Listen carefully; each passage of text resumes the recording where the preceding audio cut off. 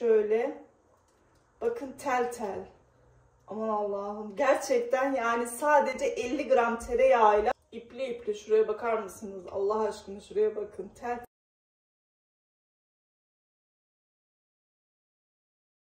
Mamanız için videoyu atlamadan izlemenizi tavsiye ediyorum ve hemen tarife geçiyorum.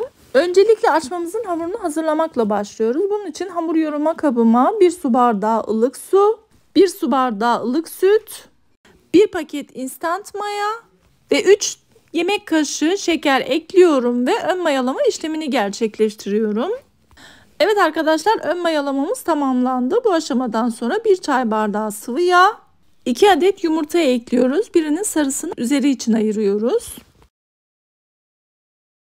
Evet, unu eklemeden önce 2 dolu yemek kaşığı labne peyniri ekledim ama o kısmı maalesef telefonun hafızası dolduğu için durmuş, farkında değilim. Biraz unu ekledikten sonra 1 paket kabartma tozu ve 1,5 tatlı kaşığı tuzunu da ilave ettikten sonra tüm malzemeleri homojen bir şekilde karıştırdım. Hamurumu da toparladıktan sonra kıvamını daha iyi hissedebilmem için tezgahımın üzerine alıyorum ve yoğurmaya devam ediyorum. Evet, hamurumu yoğurdum. Şimdi üzerini kapatıp mayalamadan sadece 15 dakika dinlendiriyoruz. 15 dakikanın sonunda hamurumuzu alıp kocaman bir beze yaptıktan sonra 8 eşit parçaya bölüyoruz ve her parçayı portakal büyüklüğünde bezeler haline getiriyoruz.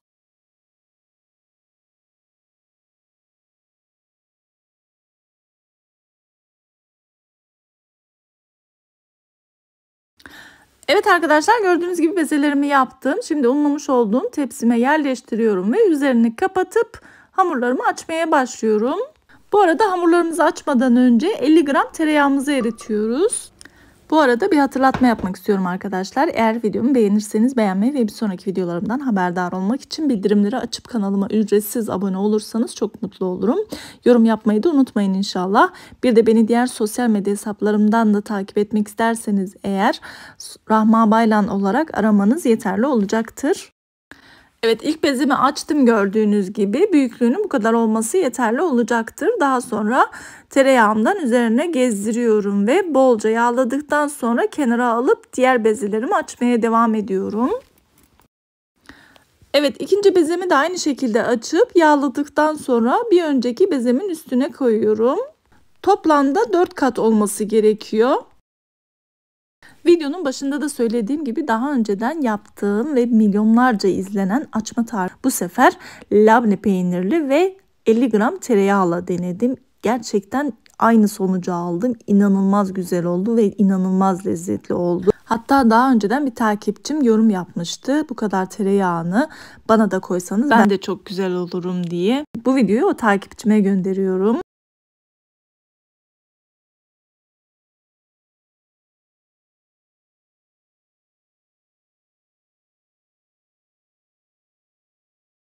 Evet, gördüğünüz gibi 3 adeti üzerini yağlayarak yaptım. Sonuncu katı yağlamıyoruz. Burası çok önemli. Şimdi bu yağladığım hamurları kenara alıyorum ve üzerine örtüp diğerlerini açana kadar bekletiyorum. Evet arkadaşlar, ikinci 4 hamurumu da açtıktan sonra bir önceki beklettiğim hamurumu tezgahımın üzerine alıyorum ve merdane yardımıyla incetebildiğim kadar inceltiyorum. Zaten hamur bekleme sürecinde bayağı bir kendini saldığı için gördüğünüz gibi merdaneyi attığım anda gayet güzel açılıyor. Evet, 4 kat hamurumu incecik açtıktan sonra tereyağımı her tarafına gezdiriyorum. Bu sefer de yağlı halde açmaya devam ediyorum.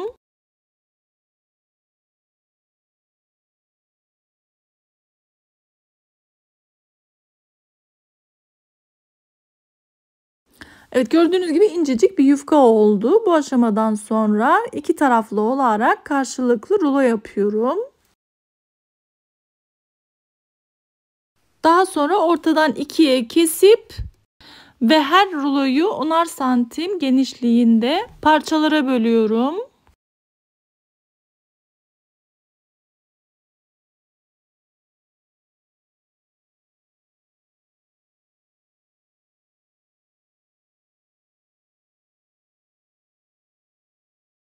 Evet arkadaşlar, gördüğünüz gibi ilk işlemimizi bu şekilde yaptık. Şimdi bölmüş olduğumuz bu ruloları tepsiye alıyorum. Sadece bir 15-20 dakika hamurlarının kendini salması için bekletiyorum. Evet, 15-20 dakikanın sonunda bekleyen hamurlarımı tezgahımın üzerine aldım ve simit yapar gibi bu şekilde elimle rulo yapıyorum. Bunu yapmamızdaki sebep içinin tel tel olmasını sağlıyor. Evet, bu aşamada istediğiniz şekli verebilirsiniz. Ben bu sefer böyle yapmayı tercih ettim. Ama lütfen bu işlemi yaparken çok ince olmamasına dikkat edelim. Gördüğünüz gibi hamurlarımız gayet güzel dinlendiği için hemen açılıyor ve hatta elinizle yaptığınız zaman içinin fosur fosur boşluk olduğunu hissediyorsunuz. Ve açmalarımı tepsime dizdim. Bu aşamadan sonra tepsi mayası için bir 30 dakika mayalandırıyoruz. Evet arkadaşlar, gördüğünüz gibi açmalarım gayet güzel tepsi mayasını aldı. Bakar mısınız? Çok da güzel kabardı. Görüyorsunuz. Daha önceden ayırmış olduğum bir yumurta sarısına biraz süt ilave ettikten sonra açmalarımı incitmeden güzelce sürüyorum. Bu aşamada dilerseniz çörek otu serpmeyebilirsiniz. Ya da çörek otu yerine haşhaş da serpebilirsiniz. Evet, çörek otunu da serptikten sonra önceden ısıttığım 200 derecelik fırına alıyorum ve altı üstü dengeli şekilde kızarana kadar pişiriyorum. Bakar mısınız, fırına girdikten sonra biraz daha kabardı. Evet, bu da ikinci tepsim gördüğünüz gibi. Toplamda bu ölçülerle tam 14 adet büyük açma çıkıyor. Evet arkadaşlar, gördüğünüz gibi labneli açmalarımı yaptım. Gerçekten çok güzel görünüyor ve çok da güzel kabardı. Siz de gördünüz. Şu kadar küçücük bir şeyler, bu kadar devasa açmalar oldu. Kesinlikle şu an tadını çok merak ediyorum. Daha önce labneyi poğaçada denemiştim ama bu sefer açmada denedim. Bakalım nasıl olacak. Aynı zamanda siz de gördünüz. Sadece 50 gram tereyağı ile yaptım. Çok fazla abartmadım. Daha önceki yapmış olduğum yüzlerce kez denenen açmamla birebir aynı yumuşaklıkta, emin olabilirsiniz diyorum. Ve hemen şimdi size göstermek istiyorum dokusunu. Bakın. Bakar mısınız? Yani inanılmaz güzel bir şey oldu. Gerçekten aynı, hiçbir farkı yok. Şuraya bakın. İnanılmaz güzel görünüyor. Hemen şimdi size içinin dokusunu ve özellikle ipli ipli olmasını göstermek istiyorum. Bakın. Of of of. Bakın. Şöyle. Bakın. Bakın, tel tel. Aman Allah'ım. Gerçekten yani sadece 50 gram tereyağıyla böyle İnanılmaz bir şey oldu. Şuraya bakın. Tel tel.